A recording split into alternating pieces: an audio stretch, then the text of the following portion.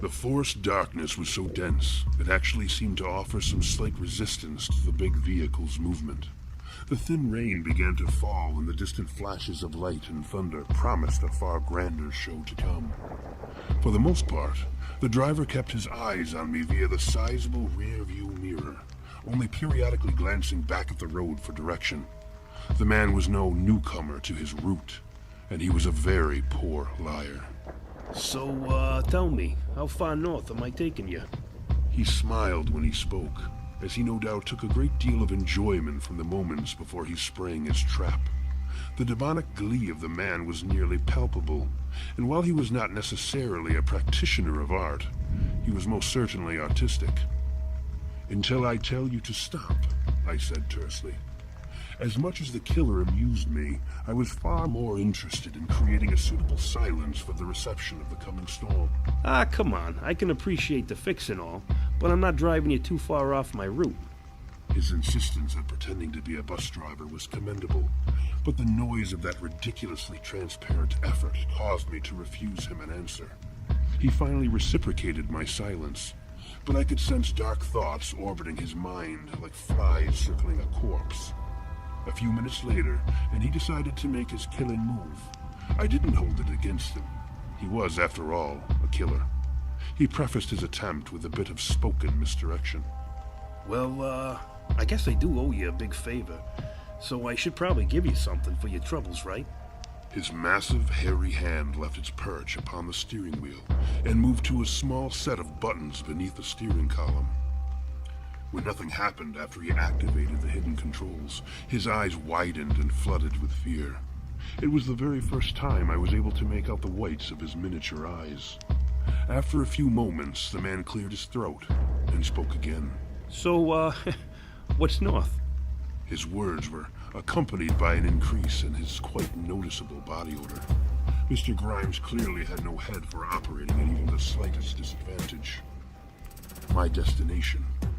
Again, I hoped for the smallest possible exchange, for if the man had truly given up on his effort to kill me, I wanted to be able to enjoy the coming thunderstorm.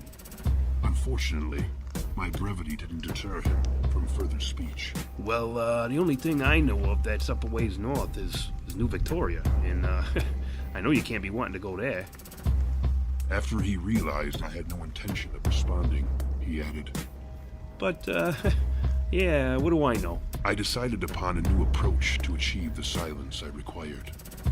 You know I am dangerous. You know that I've disabled your traps. You know that I might kill you. However, on that last count, should you take me where I desire to go, you will have nothing to worry about. Also, I would require that you remain quiet for the rest of our journey. The man increased the speed of his vehicle, a good way to keep me from moving to the front of the bus, and should he stop suddenly, a fine way to send me flying through the windshield. I kept my seat, watching the ravening storm stalk across the sky in cruel lightning. Again, he transgressed against the silence. So, what? You got a gun or something? That's some kind of weapon you got hauling around on your back? He was testing the waters best left untried. No. Look, you're a big guy and all, but do you really think you're gonna just stare me into compliance, huh? What's to stop me from just coming back there? As I directed my gaze at him through the mirror, I knew his memory conducted my earlier glare to the other side of his eyes. My eyes now lived within Mr. Grimes, and he understood. After some quiet deliberation, he sloughed down into his dirty seat and took out a cigarette. Mind if I smoke along the way? Roll down the window, please. You got it, Chief.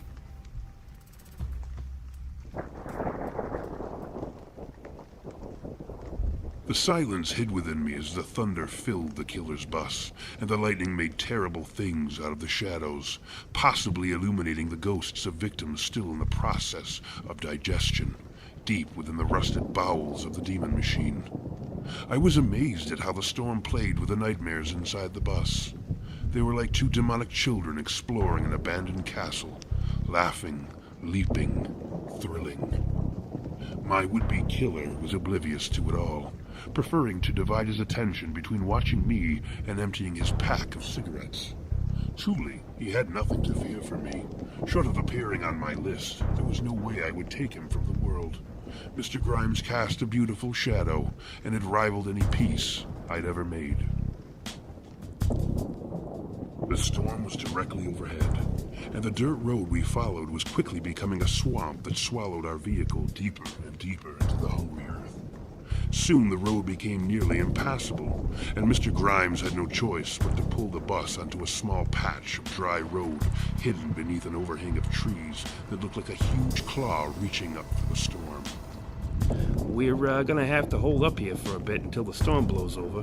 Mr. Grimes announced as he had produced a fresh pack of cigarettes. Fine, I said distractedly, still watching dreams trying to break through the places where storm and death intersected. You ever gonna tell me where we're going? As Mr. Grimes spoke, and as the dashboard light slowly sank away into the darkness, the killer blended into the unfolding nightmare, becoming a monstrous and smoking silhouette possessed of a single burning eye. At that point, I had no difficulty engaging the monstrous man, as he was now part of the nightmare that danced within the storm. You are bringing me to the outskirts of New Victoria, I said with a certain matter-of-factness. You gotta be kidding me. What the hell you gotta go there for? Mr. Grimes exhaled smoke into the shadows, and the sound of rain and rolling thunder filled the long pause between his question and my response. I need answers that cannot be glimpsed by mortal dreams, I told him.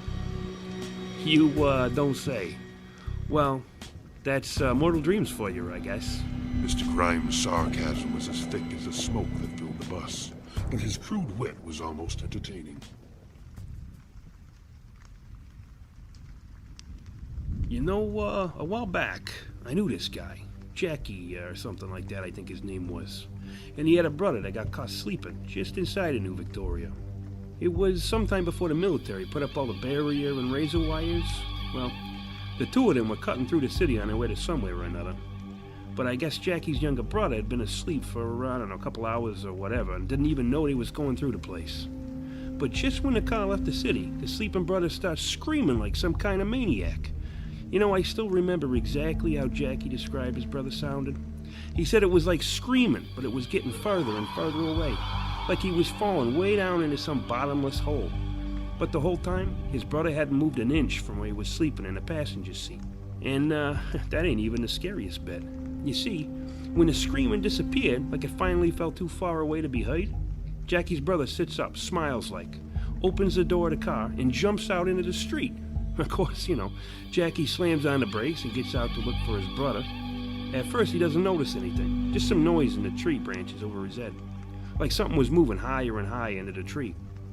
So then Jackie walks a bit further down the road, looking high and low for any sign of his brother, when all of a sudden he sees what looks like a frickin' man breaking through the top of the woods, bobbing along in the air, sound asleep. Well, Jackie realizes it's his brother and starts yelling at him to come back. Don't you know, his floating brother just smiles and gives a little wave goodbye, and then off he goes, up into the clouds over New Victoria. It was stories like that one that sent me to New Victoria the first time. However, I'm one of the few men who have slept in that dreadful city and awakened in the comfort of his own body, so I know all too well the perils of sleeping within that place. Despite all of that, I could not repress a growing desire to revisit the living nightmares that stood under the deathly light of darkest sleep, casting molten shadows.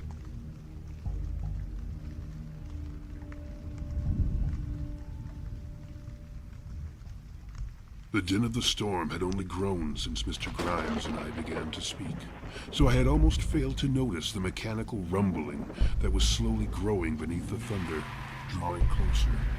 When the noise finally dawned on Mr. Grimes, and the headlamps of multiple vehicles pushed through the darkness of the bus, a long, snaking grin slithered across his ghastly face, and a once banished confidence returned to his tiny eyes.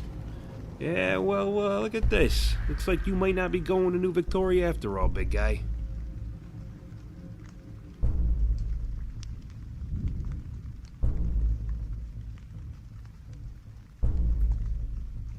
Mr. Grimes' speed greatly belied his size, as he nearly disappeared from the driver's seat of the bus, and then reappeared amongst the crowd of shadows that lumbered out from behind the obnoxiously bright headlights.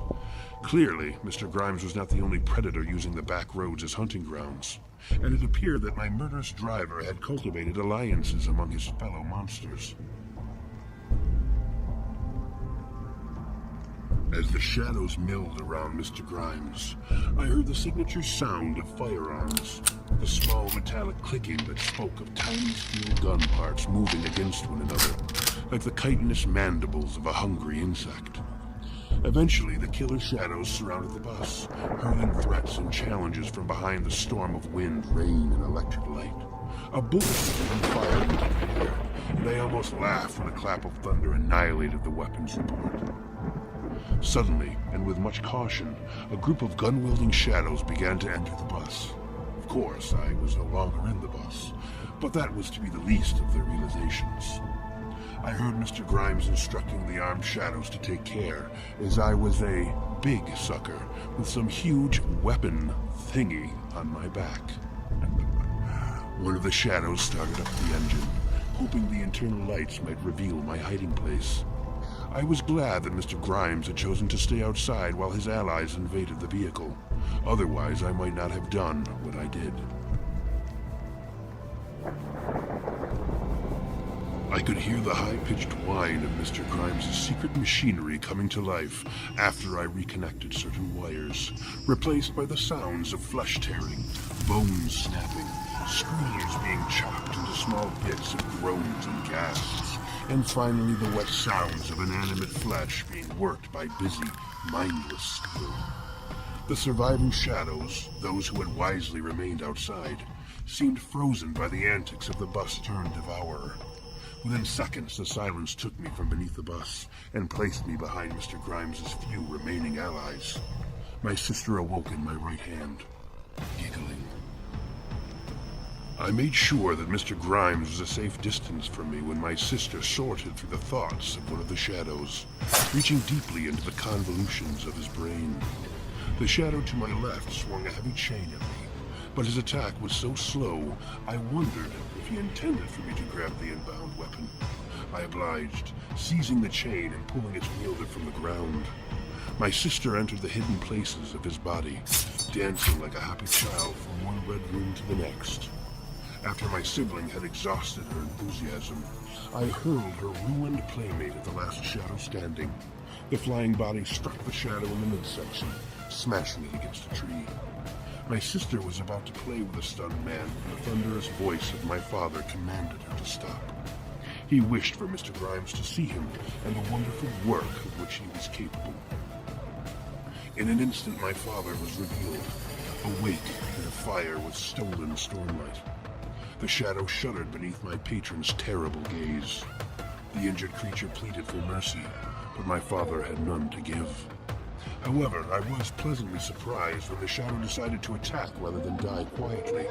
Like a cornered beast, he howled his last breath, launching from the ground, knives out, like bared fangs. While his feral madness may have served him well against any other foe, it failed him in the face of my father. The thunder roared as the axe collided with the man. My great benefactor seemed to channel the fury of the tempest, creating a second storm of blood, brains, and bone.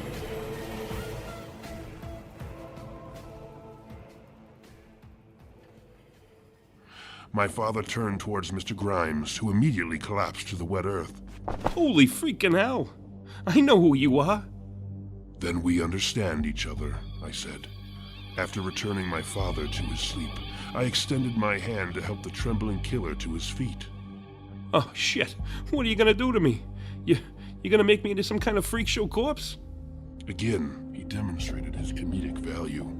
Nothing has changed, Mr. Grimes. We are simply back where we began. You are taking me to New Victoria. And then what? I will release you back into the dark waters of your hunting pool.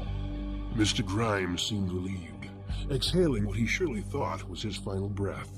Behind us, the vehicles of the dead still cast their yellowed light into the darkness, revealing my work. The killer bus driver surveyed his losses. I can't believe you killed all my guys by yourself. I was friends with some of them, and they wasn't no pushovers neither. Friends, Mr. Grimes, are no substitute for family.